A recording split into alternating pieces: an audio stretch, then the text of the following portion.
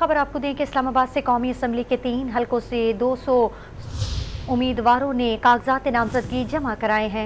मजीद जानते हैं don news के नुमाइंदे शकील करार से। शकील, 209 उम्मीदवारों ने कागजात नामजदगी जमा कराए हैं।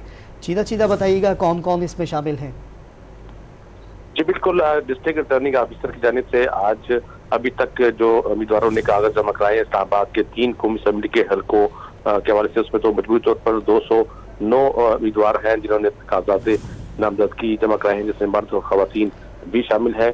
और जिन 3 हलकों की तफसीलात जारी की गई है उसमें NA 46 से 73 उम्मीदवारों ने कागज जमा कराए हैं, जबकि NA 47 से 75 और इस तरह NA 48 से 61 उम्मीदवार हैं जिन्होंने अपने कागजात नामजदगी जमा कराए हैं।